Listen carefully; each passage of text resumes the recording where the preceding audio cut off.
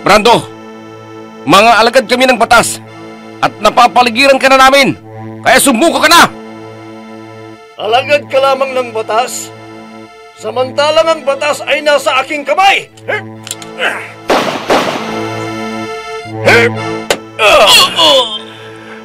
Nagkamali ka ng binangga, kaya katapusan mo na ngayon! Cardo! Anong ginagawa mo dito, Sofia? Ano man ang pinaplano mong gawin laban kay Nathan, parang awa mo na. Huwag mo nang ituloy. Anong ibig mong sabihin? Nalalaman mo ba yung sinasabi mo? Batid mo kung anong ginawa ng lalaki ito sa aking anak. Eh, dapat sa lalaki ito ay mamatay! Cardo, wag!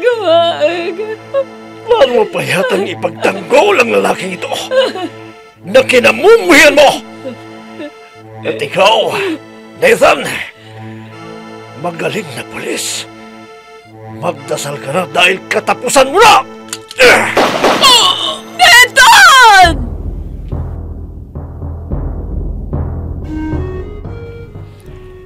Batas sa aking kamay! Kwento ng paghiganti na bunsod na galit at pagkamuhi nang walang sapat na dahilan sa pagkakamali ng kahapon. Batas sa aking kamay! Mula sa panulat ni Andrea Solar at sa direksyon ni Jun Cabato. Batas sa aking kamay! Inihahandog sa inyo ng F3 Recording Studio para sa pambansang radyo ng Pilipinas, Bombo Radio Philippines.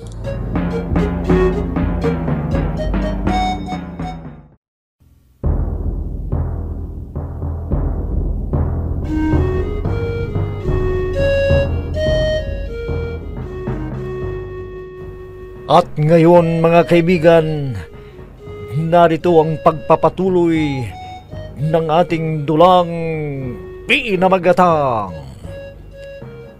Batas sa aking kamay!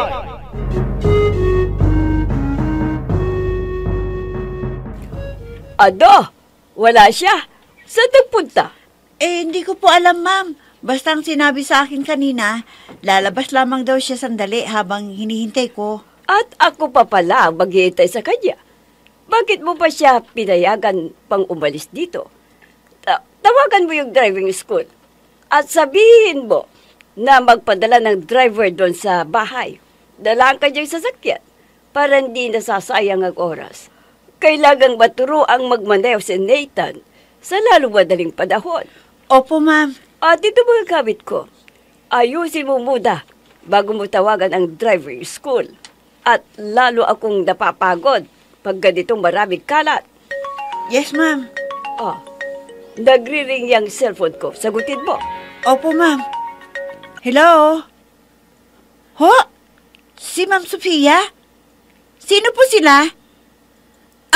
Ako po. Personal assistant po niya. Opo. Sige po. Sasabihin ko sa kanya. Bye. Sino yung nakausap mo? Ang hepe ng pulisya, ma'am. Hepe ng pulisya? Anong sabi? Hinahamon daw kayo ng labanan sa korte. Ano?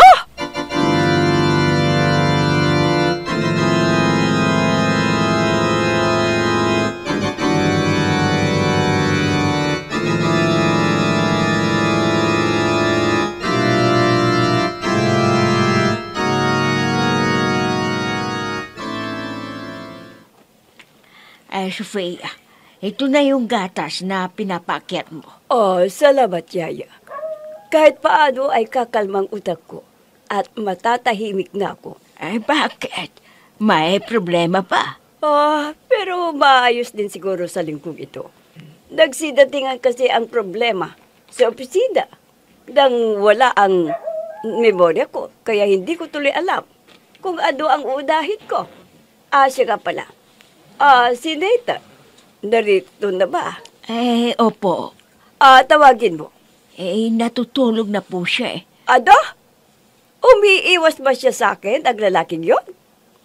Umiiwas? Bakit naman po siya iiwas sa inyo? May usapan kami. Napupunta siya ng opisina ko para dalaw kaming pupunta sa driving school. Pumunta nga siya sa opisina, pero umalis ka agad. Hindi lamang niya ako nadatnade, umalis na. At anong gusto niyang palamasin? Ako pang maghihintay sa kanya. Hayaan mo at pagsasabihan ko siya mamaya. Dapat lang. Pagsabihan mong lalaking yun, baka kung ano na naman ang masabi ko sa kanya pag ako ang nakaharap. Saan ba sana kayo pupunta kanina? Sa driving school sana. Patuturuan ko na siyang magmaneho para siya na ang magiging personal driver ko.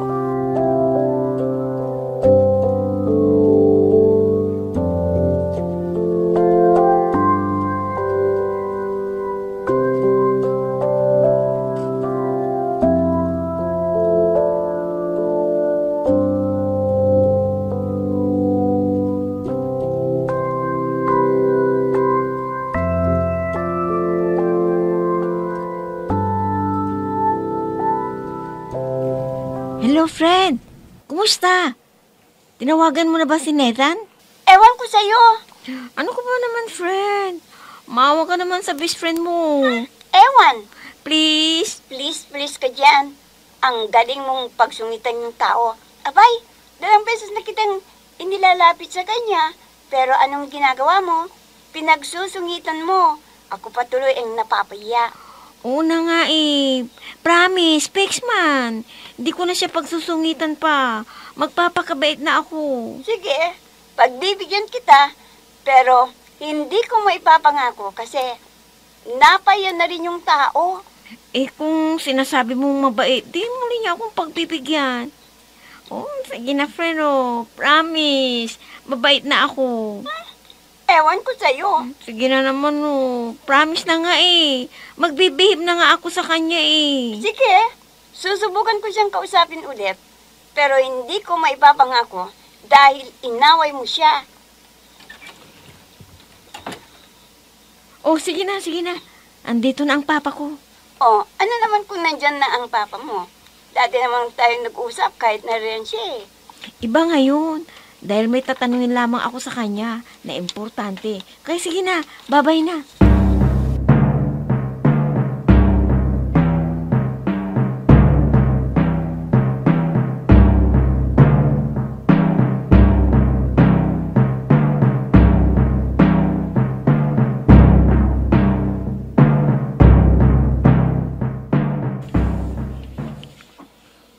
Hindi pa yata umuwi si Miss Sungit. Wala pa yung kotse niya dito eh. Nathan, Mabel, ikaw pala. alam mo bang galit na galit sa'yo si Ma'am Sofia kanina? Alam ko. Kung yung mga sandali na wala akong ginagawang masama, nagagalit na siya sa akin. Yung kanina pa kaya na parang na-Indian ko. Anong para inindiyan mo? Talagang inindiyan mo. Sumipot naman ako Siya nga tong wala eh. Kasi nga, hindi mo siya hinintay. Sa halip na hintayin mo, bumaba ka. Hayun tuloy. Pagdating, wala ka. Pero bumalik naman ako Maski tanungin mo pa yung sekretary niya. Siya naman tong wala. Siyempre, wala ka eh. Nako, humanda kapag nakita ka. Bakit? Naririto na ba siya? Wala pa. May kadate yata eh. Ha? May kadit ka mo? Oo, may sumundo sa kanya kaya pinauwi na ako. Guwapo ba? May tsura. Ang lagay ba dyan nakikipag-date pa? Wala namang masama kung makikipag-date siya, hindi ba? Dalaga naman siya. Dapat nga hindi lamang asawang mayroon siya sa edad niyang ito kundi mga anak na. Sa bagay. Baka kung makikipag-asawa na siya mababawasan ang pagiging masungit niya. Nandiyan na palang inay mo. Mabel! Po! Halika nga dito sandali. At tulungan mo akong maghanda ng hapagkainan. Opo! Halika na. Tulungan mo akong maghanda ng lamesa. Halika na. Sige, susunod na ako. Sasagutin ko lamang itong tumatawag sa akin.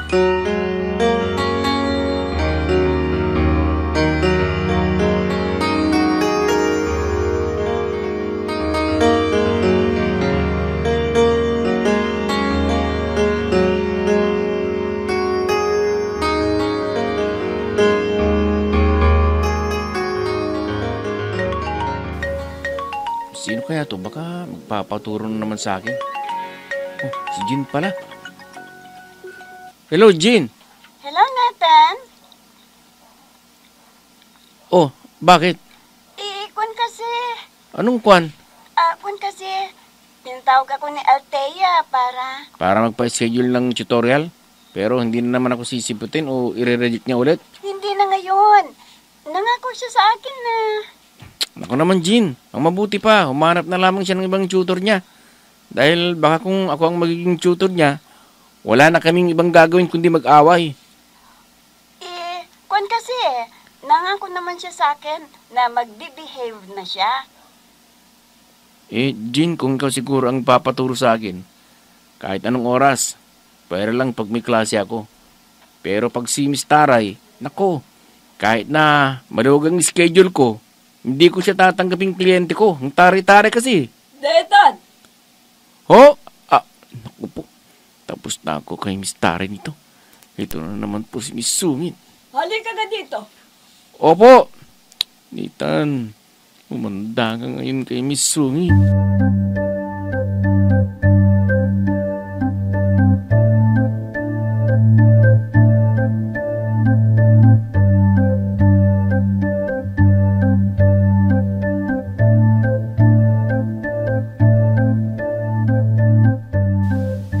Sino yung kausap mo sa phone, ha? Nagdidili ka ba ng halaman? O nakikipagligawan ka sa phone? Kuhan po kasi ma'am, may sinasabi lang sa akin yung kaklase ko tungkol sa... Saan ka nagpunta kahapon? Bakit hindi ka pumunta sa opisina ko? Pumunta po ako dun. Kaya lang... Kaya lang, ay hindi mo ko hinintay. Nandun lang naman po ako sa paligid ng gusali dahil... Ang lagay pala niyan Ako pa ang maghintay sa'yo, ganun ba? Hindi naman po. Nagkataon lang na kailangan kong umalis ng mga sandaling yun dahil may importante po. Ganun.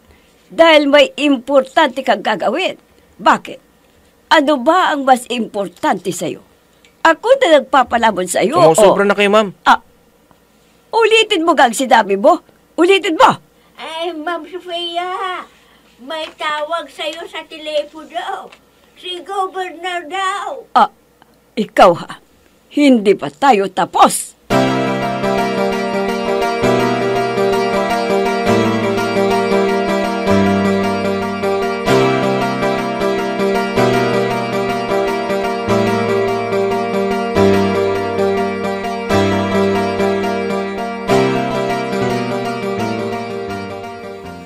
Ano? Sinabi mo yon kay Ma'am Sofia? Talagang sumusobra na siya. Wala na siya sa katwiran. Anak naman, si Ma'am Sofia pa ngayon ang wala sa katwiran. Ay samantalang ikaw itong hindi sumipot sa usapan ninyo. Aminado naman ho ako sa pagkakamali kong yun. Ang hindi ko lang malunok ay yung sabihin pinapalamon niya tayo. Anak. Totoo ang sinasabi ko, inang. Sabihin ba naman siya raw ang nagpapalamon sa atin? Totoo naman kasi anak na siya ang... Oh, bakit hindi niyo ituloy? Alam naman ho natin na siya ang nagpapakain sa atin, pero huwag naman sanang ganun na pati pagpapakain niya sa atin isusumbat pa. Ano kung pinapalamon niyo tayo? Pinaghihirapan naman natin ang nilalamon natin dito anak, huwag mo namang gamitin yung salitang lamon. Para namang... Yun nga ho ang punto ko, inang. Pwede naman niyang sabihin pinapakain, pero yung salitang pagpapalamon, ang hirap kong tanggapin. Dahil pinaghihirapan naman natin ang bawat butil na ipinapalamon niya sa atin. Sean, tawagin mo yung planchadora at ipa-plancha mo ang damit ko. Opo. At ikaw, anong isinusumbong mo kay Yaya, ha? Ano?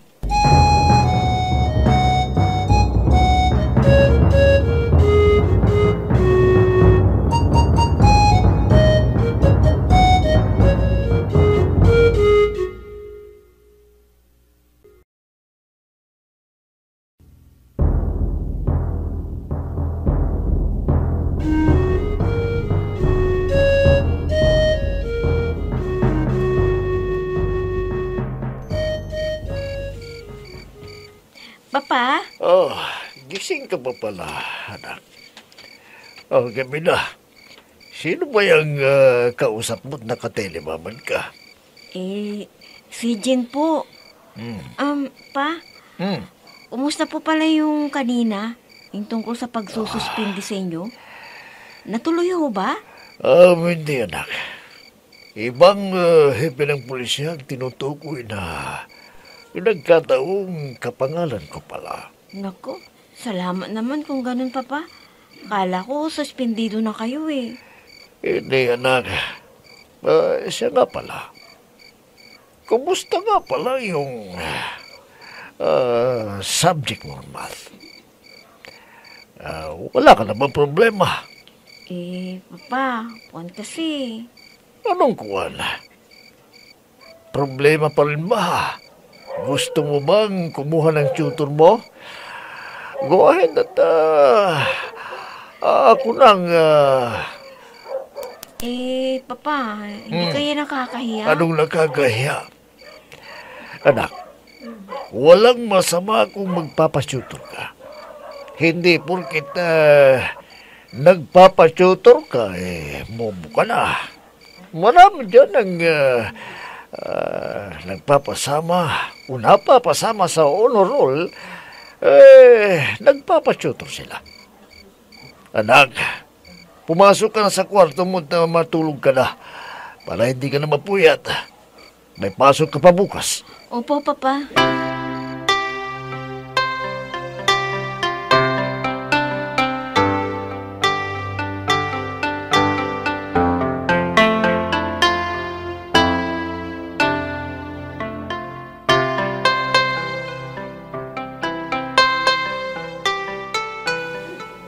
Sino kayang gumagawa ng ganoong klaseng intriga? Sa lahat ng pwede nilang gawin na pangintriga sa akin ang droga pa. Samantalang ako ang numero 1 kalaban ng mga gumagamit ng droga sa lugar na ito na sasakupan ko.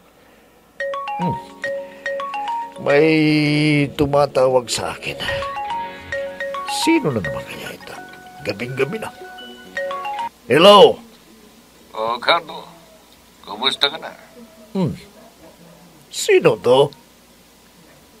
Ang pare ko naman, napakadali akong kalimutan. Pare ko isa lang ang tumatawag sa akin ang pare ko, kundi si... Martin! Bullseye, pare ko. Kumusta ka na? Ikaw nga ba ito, Martin? Mayroon pa nga ba sa yung tumatawag ng pare ko? Meron, magsiselos na ako. Wala, ikaw lang, siyempre. Long time no to, pare. Kumusta ka na? Ang tagal mo kasing nawala saan ka ba nagliwalaw at ngayon ka lamang napatawag? Diyan lang naman sa tabi-tabi lang. Siya nga pala, pwede ka ba ngayon? Ang ibig kong sabihin pupunta tayo sa bar. Alam mo na. Oo naman. Pwede, pero i-schedule natin sa day off ko, pare. Para mag-enjoy tayo ng gusto.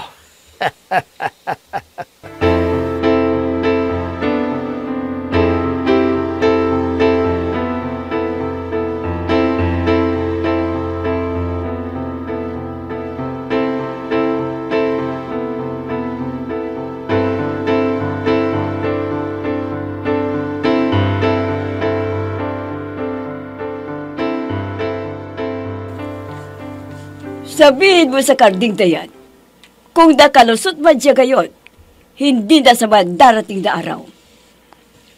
Ano? Siya ba talaga ang may ganang magalit sa akin? Palibhasa at hibi siya ng pulisya. Pero huwag niyang ipagmamalaki sa akin ang pagiging hepe niya ng pulis dahil tatablahin ko siya. Ma'am, pinapatawag niyo raw ako. Isa ka rin. Hindi ba't sinabi ko sa'yo? Napuntahan mo ako sa opisina ko. Bakit hindi mo ginawa, ha? Nagpunta po ako doon, ma'am. Kaya lang wala kayo, kaya umalis na ako dahil... At mangangatwiran ka pa.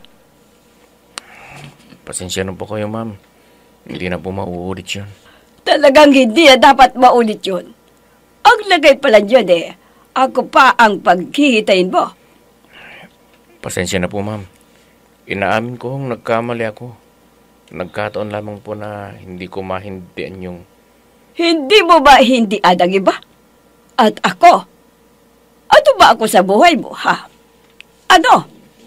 Ako lang naman ang bumubuhay sa iyo at nagpapalabon sa iyo. Tapos, babaliwalain mo ako?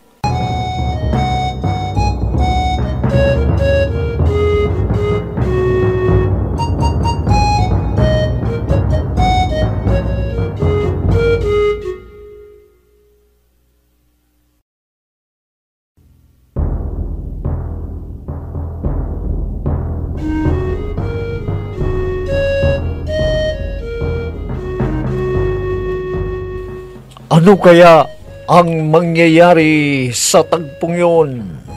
Mga kaibigan, huwag ninyong kaligtaang subaybayan ang pagpapatuloy ng ating dulang pinamagatang Batas sa Aking Kamay! Mga nagbibigay buhay, sina Amid Diaz, Mayra Abrihal Narnola, Eva Alcoreza, June Cabato, Robert D. Guzman, Oscar Ora, mula sa panulat ni Emma Dalupe at sa direksyon June Cabato. Technical supervision at sa musika ni Oscar Ora. Batas sa Aking Kamay! Inihahandog sa inyo ng F3 Recording Studio para sa pambansang radyo ng Pilipinas, Bombo Radio Philippines.